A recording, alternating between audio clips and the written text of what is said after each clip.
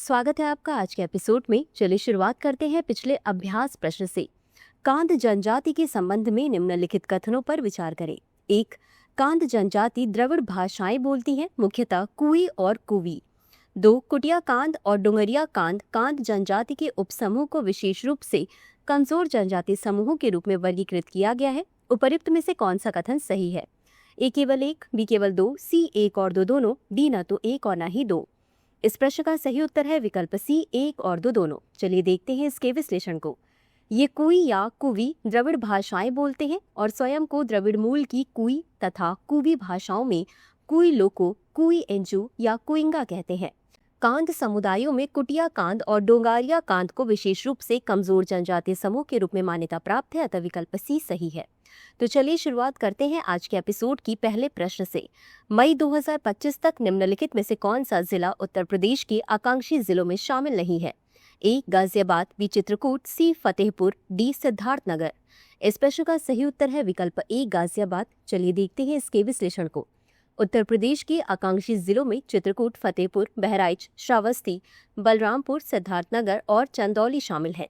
बता दें कि गाजियाबाद इन आकांक्षी जिलों में सूचीबद्ध नहीं है, अतः विकल्प ए सही है। अगला प्रश्न है, सतत विमानन ईंधन के संदर्भ में निम्नलिखित कथनों पर विचार करें। 1. इसका उत्पादन कृषि अपशिष्ट, नगरपालिका ठोस अपशिष्ट और वानिकी अवशेषों जैसे नवीकरणीय स्रोतों से किया जाता है। 2. इसमें पारंपरिक जेट ईंधन की तुलना में ग्रीन हाउस गैस उत्सर्जन को 80% तक कम करने की क्षमता है। उपरोक्त में से कौन सा कथन सही है? ए केवल 1, बी केवल 2, सी 1 और 2 दोनों, डी न तो 1 और न ही 2। इस प्रश्न का सही उत्तर है विकल्प सी 1 और 2 दोनों। चलिए देखते हैं इसके विश्लेषण को। सतत विमानन ईंधन का उत्पादन कृषि अपशिष्ट, नगरपालिका ठोस अपशिष्ट और वानिकी अवशेषों जैसे नवीकरणीय स्रोतों से किया जाता है, इसलिए कथन 1 सही है। इसमें पारंपरिक जेट ईंधन की तुलना में ग्रीन हाउस गैस उत्सर्जन को 80% तक कम करने की क्षमता है। SAF के उत्पादन के लिए गन्ने के शीरे जैसे स्वदेशी फीडस्टॉक और मेक इन इंडिया तकनीक का उपयोग किया जा रहा है, इसलिए कथन 2 सही है। अगला प्रश्न है, नैनीताल में राजभवन गोल्फ क्लब की स्थापना किस वर्ष की गई थी? ए 1990, बी 1926, सी 1930, डी 1945। इस प्रश्न का सही उत्तर है विकल्प बी 1926। चलिए देखते हैं इसके विश्लेषण को। नैनीताल में राजभवन गोल्फ क्लब की स्थापना वर्ष 1926 में गवर्नमेंट हाउस एसेट्स के एक हिस्से के रूप में की गई थी और यह भारत में एक प्रमुख गोल्फिंग स्थल है, अतः विकल्प बी सही है। अगला प्रश्न है, उत्तराखंड के किस जिले में 20वां गवर्नर्स कप गोल्फ टूर्नामेंट आयोजित किया गया? ए देहरादून, बी हरिद्वार, सी अल्मोड़ा, डी नैनीताल। इस प्रश्न का सही उत्तर है विकल्प डी नैनीताल। चलिए देखते हैं इसके विश्लेषण को। राजभवन गोल्फ क्लब नैनीताल द्वारा आयोजित 20वां गवर्नर्स कप गोल्फ टूर्नामेंट 2025 1 जून 2025 को सफलतापूर्वक संपन्न हुआ था। उत्तराखंड के राज्यपाल ने विभिन्न श्रेणियों में विजेताओं और उपविजेताओं को पुरस्कार प्रदान किए थे। इस आयोजन में भारत के विभिन्न राज्यों से कुल 177 गोल्फ खिलाड़ियों ने भाग लिया था। अगला प्रश्न है, ऊर्जा गंगा परियोजना किस वर्ष शुरू की गई थी? ए 2016, बी 2018, सी 2020 या डी 2022। इस प्रश्न का सही उत्तर है विकल्प ए 2016। चलिए देखते हैं इसके विश्लेषण को।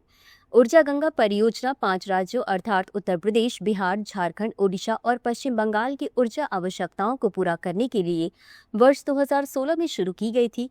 यह पहल पूर्वी भारत में गैस अवसंरचना को सुदृढ़ करने की दिशा में एक परिवर्तनकारी कदम सिद्ध हुई, जिससे क्षेत्रीय ऊर्जा पहुंच में उल्लेखनीय सुधार हुआ, अतः विकल्प ए सही है। अगला प्रश्न है, पीताम्बरा पीठ भारत के किस राज्य में स्थित है? ए उत्तर प्रदेश, बी राजस्थान, सी मध्य प्रदेश, डी छत्तीसगढ़। इस प्रश्न का सही उत्तर है विकल्प सी मध्य प्रदेश। चलिए देखते हैं इसके विश्लेषण को। पीताम्बरा पीठ मध्य प्रदेश के दतिया शहर में स्थित एक हिंदू मंदिर परिसर है, जिसमें एक आश्रम भी सम्मिलित है। यहाँ स्थित श्री वनखंडेश्वर शिवलिंग को महाभारत काल का माना जाता है। यह मंदिर शक्ति साधना के प्रमुख केंद्रों में से एक है। इस पीठ की स्थापना वर्ष 1935 में स्वामी जी महाराज द्वारा दतिया के राजा शत्रुजीत सिंह बुंदेला के सहयोग से की गई थी। अगला प्रश्न है, भारतीय विमानपत्तन प्राधिकरण की स्थापना किस वर्ष की गई थी? ए 1993, बी 1995, सी 1998 या डी 2002। इस प्रश्न का सही उत्तर है विकल्प बी 1995। चलिए देखते हैं इसके विश्लेषण को। भारतीय विमानपत्तन प्राधिकरण भारत सरकार के नागरिक उड्डयन मंत्रालय के नागरिक उड्डयन महानिदेशालय के अंतर्गत एक सांविधिक निकाय है। इसका गठन वर्ष 1995 में राष्ट्रीय हवाई अड्डा प्राधिकरण और भारतीय अंतर्राष्ट्रीय हवाई अड्डा प्राधिकरण को मिलाकर किया गया था। यह भारतीय हवाई क्षेत्र और आसपास के समुद्री क्षेत्रों में हवाई यातायात प्रबंधन सेवाएं भी प्रदान करता है। अगला प्रश्न है, ब्रह्मोस मिसाइल के संदर्भ में निम्नलिखित कथनों पर विचार करें। 1. यह एक सुपरसोनिक क्रूज मिसाइल है जिसे भारत रूस संयुक्त उद्यम के माध्यम से विकसित किया गया है और इसे जमीन, समुद्र और हवा से लॉन्च किया जा सकता है। 2. यह दागो और भूल जाओ सिद्धांत का पालन करती है। एक बार प्रक्षेपित होने के बाद इसे किसी अन्य मार्गदर्शन की आवश्यकता नहीं होती। उपरोक्त कथनों में से कौन सा या कौन से सही नहीं है? A केवल 1, B केवल 2, C 1 और 2 दोनों, D न तो 1 और न ही 2। इस प्रश्न का सही उत्तर है विकल्प डी, न तो 1 और न ही 2। चलिए देखते हैं इसके विश्लेषण को। ब्रह्मोस मिसाइल, जिसकी मारक क्षमता 290 किलोमीटर है, भारत रूस का संयुक्त उद्यम है और यह मैक 2.8 ध्वनि की गति से लगभग 3 गुना की अधिकतम गति के साथ दुनिया की सबसे तेज क्रूज मिसाइल है। यह एक मल्टी प्लेटफॉर्म मिसाइल है, यानी इसे जमीन, हवा और समुद्र से लॉन्च किया जा सकता है तथा यह उच्च सटीकता वाली बहुक्षमता वाली मिसाइल है जो मौसम की स्थिति के बावजूद दिन और रात दोनों समय काम करती है, इसलिए कथन 1 सही है। ब्रह्मोस का नाम ब्रह्मपुत्र भारत और मोस्कवा रूस नदियों के नाम पर रखा गया है। यह 2 चरणों वाली मिसाइल है। पहले चरण में ठोस प्रणोदक इंजन और दूसरे चरण में द्रव रैमजेट इंजन। यह फायर एंड फॉरगेट सिद्धांत पर काम करता है, यानी लॉन्च के बाद इसे मार्गदर्शन की आवश्यकता नहीं होती, इसलिए कथन 2 सही है। अतः विकल्प डी सही है। इसी के साथ अंत में देख लेते हैं आज के अभ्यास प्रश्न को। निम्नलिखित में से किस वर्ष पीएम गति शक्ति राष्ट्रीय मास्टर प्लान शुरू किया गया था?